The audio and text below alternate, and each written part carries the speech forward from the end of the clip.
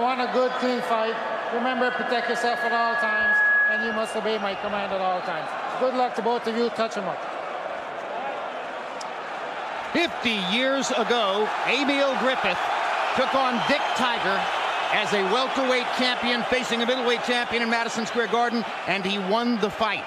In 1987, Ray Leonard was seen by most as a welterweight when he moved up in weight after a long absence from the ring and took the middleweight crown from Marvelous Marvin Hagler. There have been many others who tried. Can Kell Brook follow in the footsteps of fighters like Leonard and Griffith? We're about to see as he goes against Gennady Golovkin.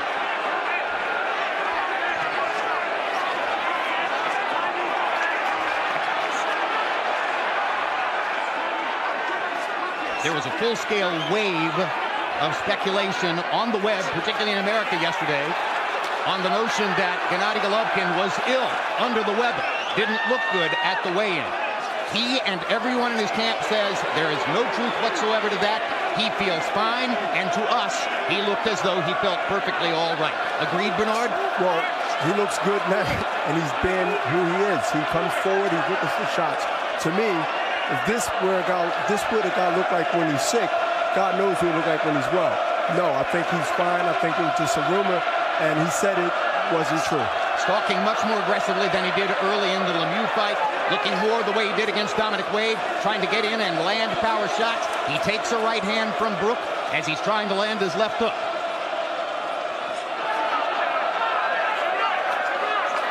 Brook got some swelling and maybe a little bruise from the left right hook, eye. from the right eye, from a left hook, from Triple G. Triple G is setting him up, and if he stay on that rope, body shot, Brook is in trouble. And Brook reaches out and grabs Gennady Golovkin and gathers him to him after Golovkin hammered him to the liver with a body shot. if Kell Brook stay on that rope, he will not survive in this fight. He has to fight his fight. Right now he's being overwhelmed and overpowered. Uppercut by Brook. Left hook brought the crowd alive. Golovkin nodding at him as if to say, okay, I tasted what you got. Kell Brook is not staying in the middle of the ring. He got hurt. I think he's still hurt. And he has to now find a way to survive this round because Triple G is continuing to put pressure and he's continuing to make his punches count. Golovkin missed with the right hand over the top. Tapped Kell Brook with the left hook. Brook trying to fire body shots of his own to back Golovkin off a little bit. Brook has established that jab more than just one punch. He's throwing a jab, Brook, and throwing one punch at a time and going back towards the rope. He must keep Triple G in the center of the ring and try to at least get him some rounds under the belt where he can go ahead and figure it out. Triple G is #1 in the sport by top you box count in landing jabs. There's a good uppercut for Brook. There's a right hand for Brook. And now Golovkin comes back with the left hook. There's a mark outside Golovkin's left eye from the right hand by Kell Brook. 15 seconds left in round one. Both fighters have made statements. Golovkin wants Kell to try to get brave and try to be brave because that gives the puncher a bigger chance. Triple G will have a bigger and a greater chance in exchange. Crowd is happy with what they saw in round one. Okay, when you get on the inside, you don't have to get too wide. I want to see something up the middle, then outside, okay? Get an uppercut, either hand, doesn't matter. Here's the left. Because of Kell being on the rope, he got caught with the left to the kidney rather, and he should have been moving, but he stayed there and got hit with a right hand. How to avoid that right hand is not be on the ropes. If he continues to stay on the ropes, this will happen more often. That was the biggest moment of round one when Brook reached out and grabbed Golovkin to pull him to him after the two left hands. There's the uppercut that landed for Brook, and there's the right hand, which may be the reason for a small mark outside of Golovkin's left eye. So both fighters are marked from the action in round one.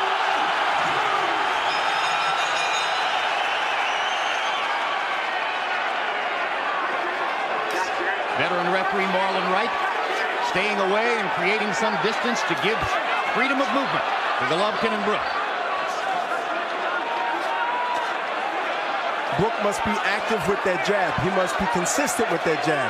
Not only patient, but consistent. Because if he sits there and wait and take a picture and look at Triple G, then he will receive, and he don't want to be on the end of those punches.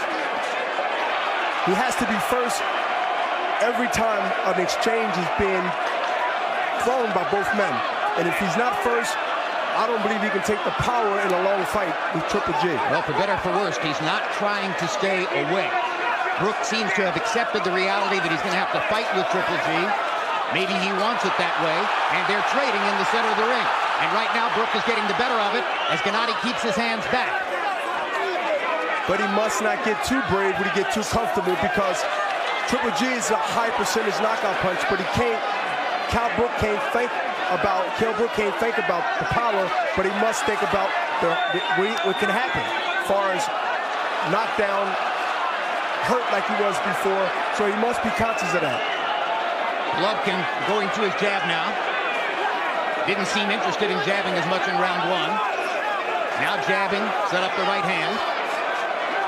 And Golovkin landing a series of jabs before sweeping a right hand across Brook. Brook just threw a nice short counter left hook that caught Triple G coming in.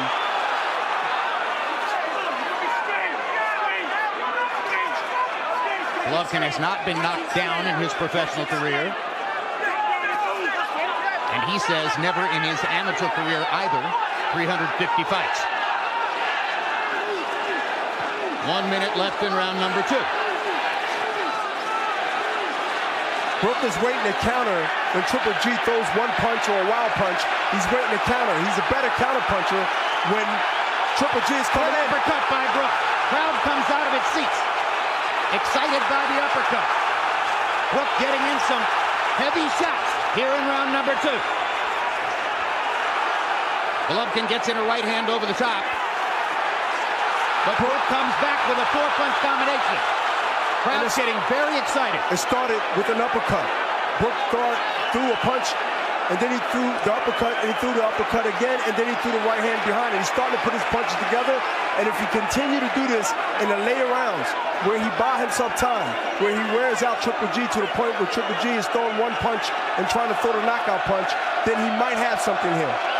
Brook seems to have realized early on that Golovkin wants to put pressure on him, wants to put him in a box, and he's landed effective uppercuts in both of the first 2 rounds.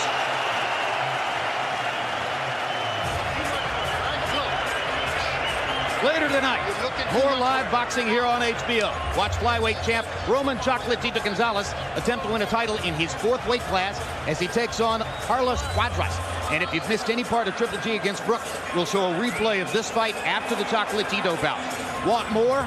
After the replay, stay tuned for the premiere of Road to Canelo Smith, following Canelo Alvarez and Liam Smith as they prepare for next Saturday's pay-per-view matchup in Dallas.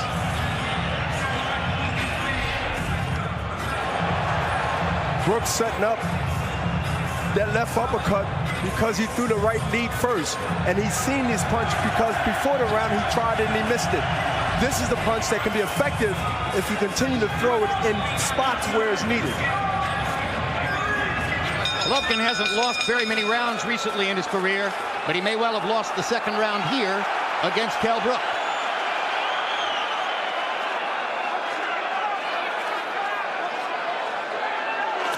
Brook must not get too brave, but smart enough to fight a smart man fight.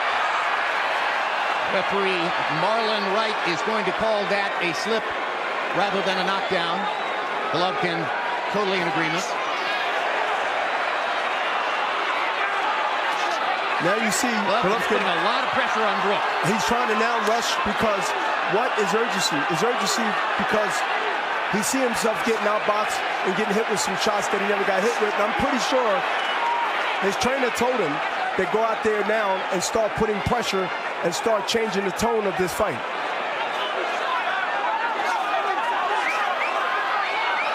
He's digging to the body with a 3-punch combination.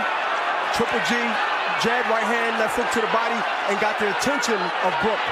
Brook didn't like that combination punch and definitely didn't like that left hand to the body. And unlike in the 2nd round, when Brook was able to keep a lot of the action in the center of the ring where he likes it, Golovkin has been able to get him to the ropes a couple of times here in round number 3. Hard right hand by Golovkin. Just misses with the left hook.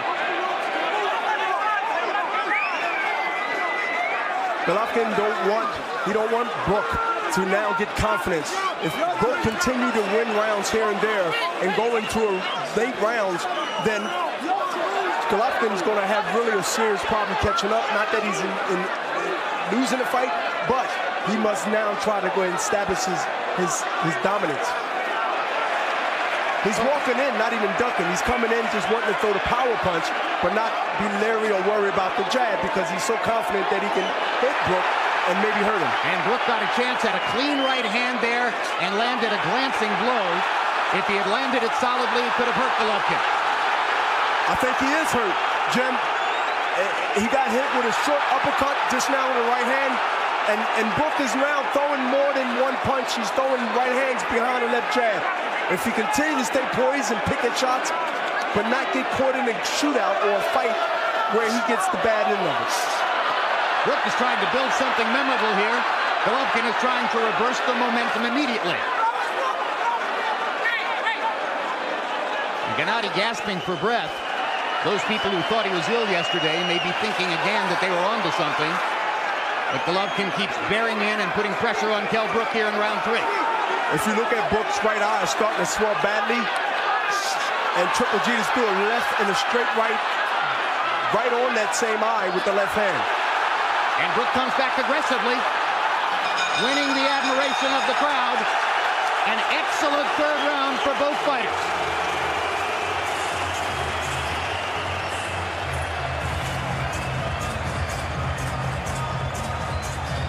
I want to see jabs. I want to see something in here when he's up against the ropes, all right? Then throw the jab. Get closer, baby. Come on. You're reaching for that hook. Hey, it's a matter of time. Just keep pounding on that, okay? Now, when you're throwing the body shot, go with the arm. Don't move. Here, it's okay. All right?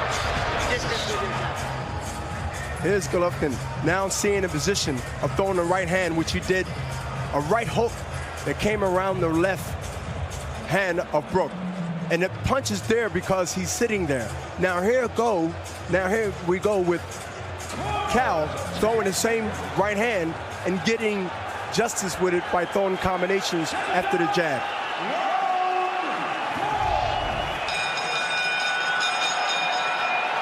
Gennady Golovkin has not thrown what I would call a lot of wild or desperation punches in the fights we've seen up to this moment. But he is swinging away sometimes here against Kell Brook, seeming to feel a sense of urgency because Brook, at moments here and there, is outboxing him, competing with him, perhaps won the second round. And Gennady Golovkin finds himself, it appears, in the closest thing to a real fight so far in this dominant career. And some frustrations. With Triple G showing some frustrations because, listen, Brook is actually putting in a good boxing, but not running. Boxing, moving, punching, slipping. Every now and then, Brook stays on the ropes and he pays a price, and his corners continue to tell him, don't be on the ropes, be in the center of the ring, or keep moving left to right. As you see on the ropes, Triple G has a shot when he's on the ropes.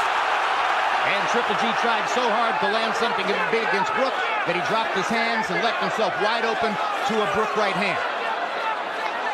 Brook face right now landing some solid punches. Golovkin taking them so far. Yes, and Brook face right now is showing the effect of the power of Triple G.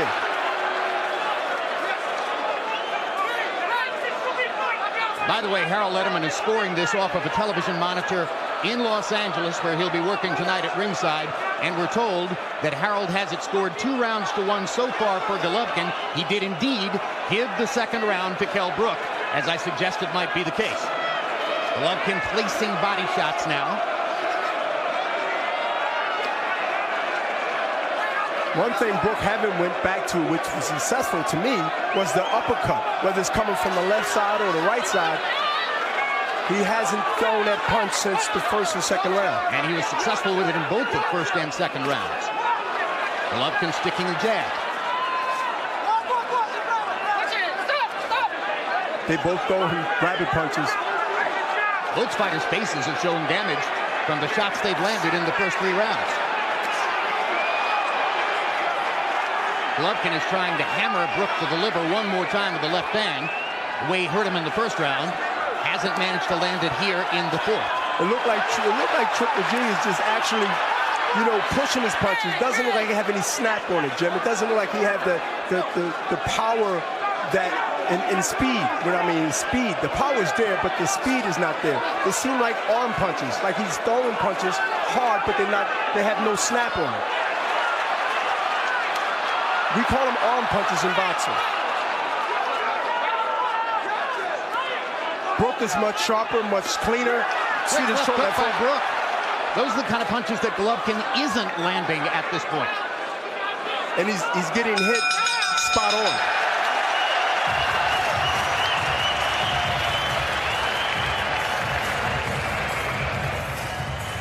Next Saturday night is your next chance to check out superstar Canelo Alvarez. Coming off his ferocious knockout of Amir Khan, Canelo now moves down in weight to face Liam Smith for a 154-pound title belt that Smith currently owns. That's next week, only on HBO pay-per-view. Trust me, I'm watching every moment. I'm watching every moment. Do you understand? Dominic You Ingle. game me and I'm watching everything what's going This on. is called the bait Kell and Brook. switch. This is called the bait and switch. He pulled him in to counter him. He pulled him in to throw a punch, which is Triple G. He threw the punch, he missed the punch, and he got countered with a good right hand. Once I don't see Kell Brook, that's it. You're going to be there. You're still there. Right? Come Shield. What do you want? What do you want? There's some urgency from Ingle talking to Brook as the swelling is starting to grow around Brook's eyes as round 5 begins. Let's go quickly to Harold Letterman to see how he scored the first 4 rounds. Harold? Okay, Jim, I've got it 3 rounds to 1, 39-37, Gennady Golovkin. You know, Jim, he keeps pushing him back, keeps landing hard shots. I just think that, he's landing the cleaner, harder punches. But I got to tell you, Jim, Kell Brook got some jaw. I mean, I haven't seen a guy stand there and trade with Gennady Golovkin in God knows how long. 3-1, Golovkin. And Golovkin delivers his fiercest rally of the fight as Harold completes that scoring summary. Now Brook holding out his arms as if to say, you're not hitting me at all, as Golovkin does miss a series, but he landed a couple of hard right hands when he first got Brook to the ropes, Bernard. And Brook is putting his hands up like he wasn't hurt, but you know, he might be hurt later by the accumulation of those punches. So I think he should stay focused. I think he was hurt a little bit, and I think that's the reason that you do those things, is to let your opponent know that you're not hurt, but that normally means the opposite. Brook was momentarily rubbing his right eye with his glove. Now he lashes out and manages to knock Golovkin back with a couple of clean shots. But he's leaving his feet, Jim, when he throw a punch, and not only is no power on those punches, he leaves himself to get countered like he just did with a straight right. And I believe he's hurt with this, and now Triple G is going to keep him there if he can. Brook once again erupts off the ropes. We're only halfway through the 5th round. Golovkin is now landing body shots again, as he did in round number 1. And yes, he is. He's pop shotting right now, as you see in a straight right. And Dominic Ingle in the far corner is holding up a towel. Ingle is trying to get referee Marlon Wright to stop the fight, and now he finally throws the towel into the ring, and Gennady Golovkin is going to have a technical knockout victory in round number 5.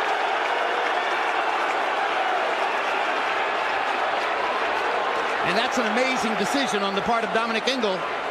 We saw his urgency between rounds prior to that round, but who would have thought that he was on the verge of getting up on the ropes with a towel? Bernard, your shot. I don't agree. You don't understand it? I don't understand it. He was getting hit with shots, Jim, but you seen the heart in him. He got hurt early in the fight. He really fought back in those rounds to get to where he at least was in that same position, but he got out of that position. I don't see no difference than when he got hurt earlier than that stoppage of being buzzed to the point where he stopped the fight. We're going to have to wait to hear what Dominic Ingle has to say about what he did. Obviously, it's going to be fascinating to hear what Kell Brook thinks about the stoppage and about how he was doing to that point in the fight against Gennady Golovkin. The crowd is mystified, to say the least, but the fight is stopped, and Golovkin has a technical knockout victory. Knockout number 23 in a row. This is earlier in round 5, Bernard. Exactly. Here's it right now. To me, he's just as hurt here, where his legs is not under him. And there you can see Dominic waving the towel. And so that's what I believe, that, you know, it was a bad stoppage. Let the man finish. This is an opportunity to make history, opportunity to fight your way back. That's what we do. Ingle must have thought that the tide had turned, that his fighter was in effect out of the fight, and he wanted to prevent further damage to a great welterweight fighter, if in fact he's going to go back to welterweight, or maybe a terrific junior middleweight or middleweight, depending on where his future lies. But it looked as though Ingle had made a decision to protect Brook's future. I think it was more of emotions. I think that was the decisions off emotions and not off of what's at stake. And to me, personally, I don't think, as a fighter and also as a person outside looking in, that a fighter wants to go out on his back if he has to for an opportunity like this. And to me, he wasn't as hurt as he was round 2, round 3. Whenever those rounds earlier was, he wasn't as hurt as he was hurt now. And it seemed like a tremendous opportunity, because both you and I think, were observing that Golovkin wasn't at his best. This was not a sharp effort in particular by Gennady Golovkin. It was a lot of arm punches by Triple G. It was a lot of sucking air in, and I didn't see the snap on his punches. I seen him following more than cutting the ring off and actually throwing punches, you know, with meaning to it, to the body and to the head. Tonight was a night I think he was vulnerable than any fight that ever watched him. I thought he was vulnerable too, particularly if Brook could have been more precise with his counter punches. But at the end of the day, Golovkin did enough damage, particularly in round 5, for the people in Brook's corner to choose to bring an end to it. That was not a decision by referee Marlon Wright to stop the fight. That was a decision by Kell Brook's corner.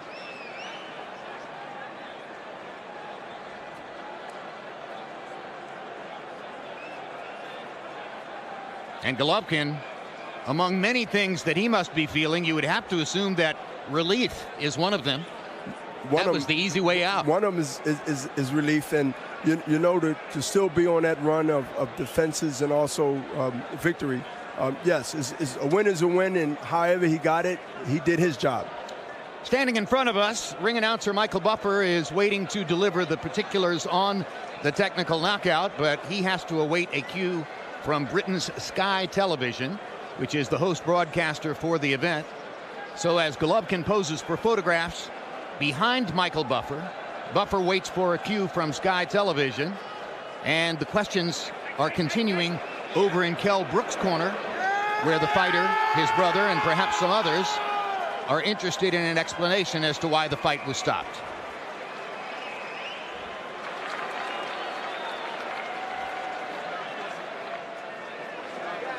A sense of anticlimax Ladies and gentlemen, at the O2 Arena. And now here's Michael. The red corner indicated to referee Marlon Wright to call a halt to the contest.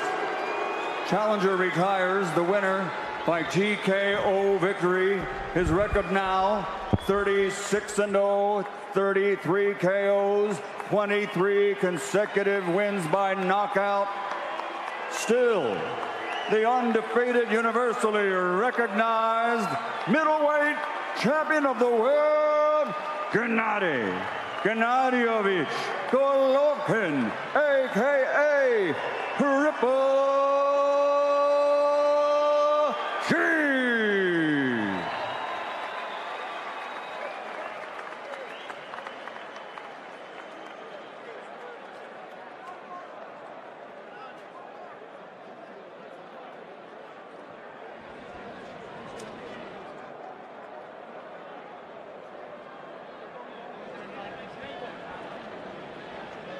Look.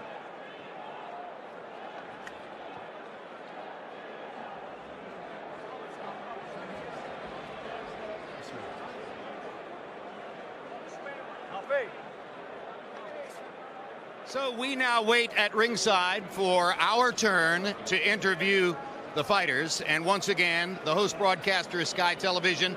Most likely, both Gennady Golovkin and Kell Brook will be interviewed first by British television broadcasters before they are brought over to us. Bernard Hopkins, a quick recap on what we saw in less than 5 rounds of action. The first round was exciting. The third round was tremendously exciting. The second round was an education of sorts as Kell Brook outboxed Gennady Golovkin and landed some clean shots. All in all, a vulnerable-looking Golovkin nevertheless walked away with a TKO victory. Yes, a victory is a victory.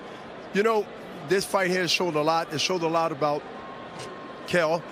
He really came in there with a game plan based on being in the fight enough where he made Triple G look vulnerable. And you know, Triple G did his job. He threw a lot of punches, but not as effective as we used to seeing him as throwing punches. And to me, I seen a vulnerable night. I seen an opportunity for Kell Brook to be able to make history. But you know, you can't charge, and I would not charge Triple G for the way the fight ended. It ended because obviously the corner was looking out for their fighter. I'm looking forward what's next. I'm looking forward to see a middleweight make history by defenses, and whatever he do after that will be good for himself, but also good for the history, the sport of boxing. Because of what we saw, I think one question that's likely to come up immediately following the fight right now in post-fight interviews was this firestorm of web speculation in the United States yesterday that Golovkin was in some way ill, that he was compromised going into the fight. No doubt that becomes a question in the mind of many fans now after he looked less than like Triple G for much of this fight. Yeah, I mean, he didn't look like Triple G that I used to seeing, so maybe there was some little truth to that. We will find out later on, but listen, even being sick if he was, he showed power. He also showed that he deserved to be in this position. I'm just excited to watch, to see what happens next, who he fight next. Hope is someone that we all care about to see. And you know what? Right now in the middleweight division, I can say Jim is in good hands and is being talked about on a high stage. Well, maybe Golovkin looked vulnerable enough tonight that we have a chance to see some of the big fights against big-name opponents that we've been waiting for and that he has not been able to attract so far. Meanwhile, I'm being told by our producer, Dave Harmon, that we are going to show the entire 5th round now to look back at it. And it's going on right now to look at what happened in the 5th round, but I must tell you that we have no ringside monitor, so while you at home can see it, we can't. Well, let's step back over to our announce position here.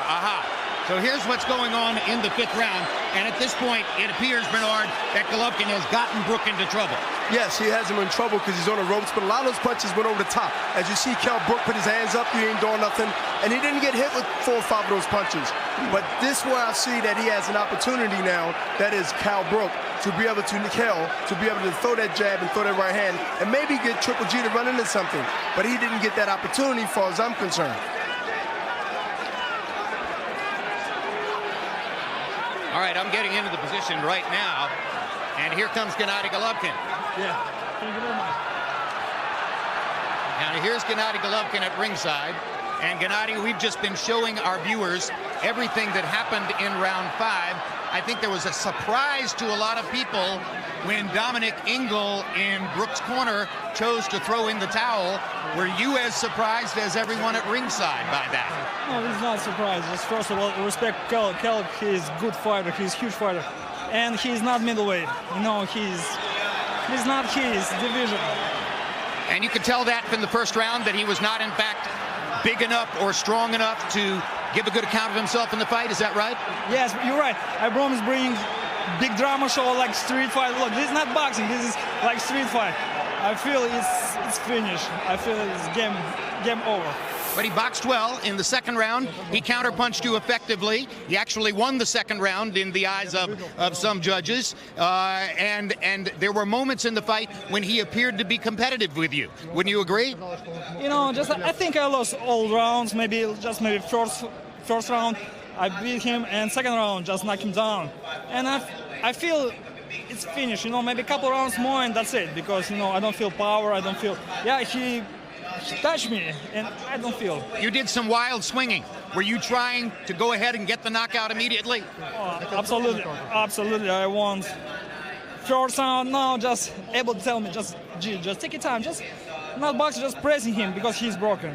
Bernard, you have a question for Gennady? Did you feel any threat in any round where you feel that you have to be cautious or careful once you felt his power? Did you respect his power to be able to be cautious walking in? Yeah, but I don't feel his power. I feel his distance. He has great distance. You know, he fielded me, and after the second round, I understand it's not boxing. I need street fight. Like, you know, just broke him.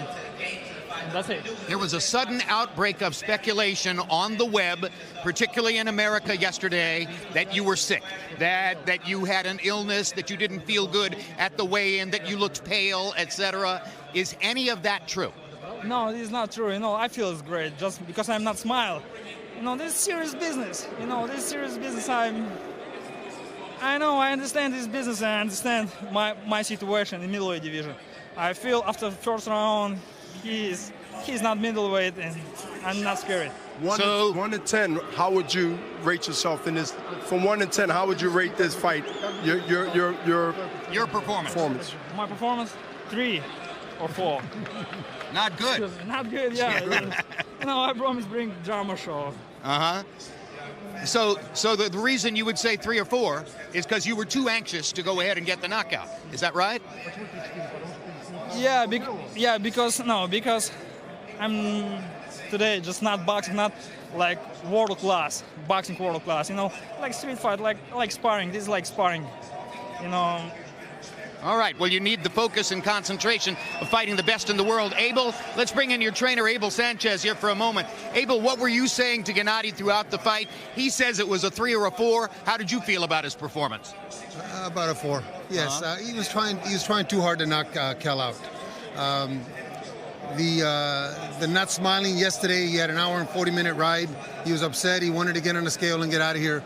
But he just was trying too hard. I was trying to tell him this is a 12-round fight. Just beat on him, practice. I wanted him to use the jab more. He's used it half the round and then he wouldn't use it. But the corner did the right thing. It was a matter of time. He was taking too many clean shots. At that point where they stopped it, it was over. I mean, Gennady knew it was over and he was touching him with too many clean shots. I think something's wrong with his eye, and the heavy hands eventually were going to hurt him permanent. You're talking about Brook's right eye, which began to swell almost immediately after Gennady landed a left hook in the first round. Did Dominic say something to you about that when you spoke to him afterward in the corner? Actually, I noticed that in the second round. He kept pointing to it and kept touching it. Kell did. And Dom did say something, and something was wrong with his eye. But it wasn't so much his eye. He was just getting touched with too many clean shots. And that can be very dangerous. He's a skilled fighter. He's very marketable. He's got a future. Do you think that Dominic was thinking of protecting his future when he stopped the fight? Oh, absolutely. Very skilled. But he's a welterweight with faster hands and faster feet, as we discussed in the meetings. We knew that he was going to be fast, but we knew in time we were going to break him down. It's just that he was a little anxious. He was reaching a little too much with his hook, but he wanted to put on a show for the crowd. He allowed himself to get into a bar fight, and he didn't look as good as we wanted him to, but we won. The only other fighter with a middleweight belt right now is Billy Joe Saunders. Canelo Alvarez still has, in the eyes of many, the so-called lineal championship. Who do you want to fight next? Yeah, Billy Joe Saunders, because my goal is all the belts in the middle division. I want unification fight. I need my last belt. Thank you, Gennady. Thank you so very much. Congratulations. Abel, thank you. We'll let these guys get out of here, and now we're going to bring in Kell Brook. And I'll move over to the side. All right. Kell, if you can stand right here, face our camera. Oh, you want to move him over there? Excuse me, Kell. I'm sorry about that.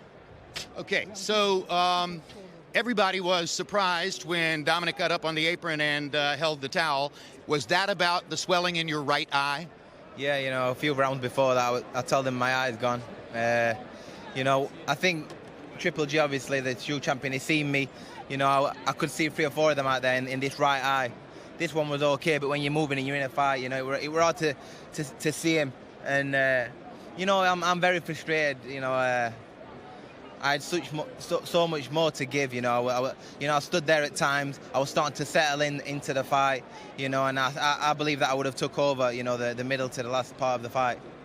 But nevertheless, the fight gets stopped. Now, That right eye got touched by a left hook in the first round, but in the second round, you counterpunched effectively. I thought you won the round. Did you feel like you had something that you could build on after round number 2? Yeah, absolutely. Absolutely. Obviously, I was cautious the first round, but I thought all this hype about him, as the fight got on, I thought he's just a man like me.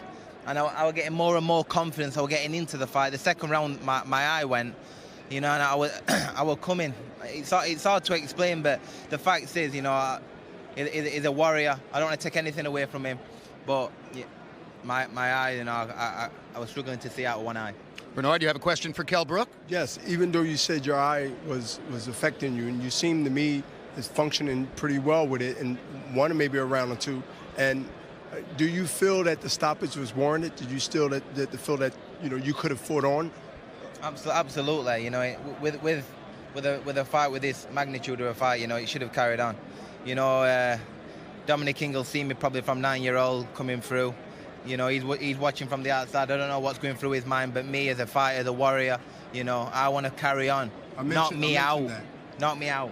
Going forward, are you a 154-pound fighter? Are you a 160-pound fighter? You going back to welterweight? What do you think about that at this moment?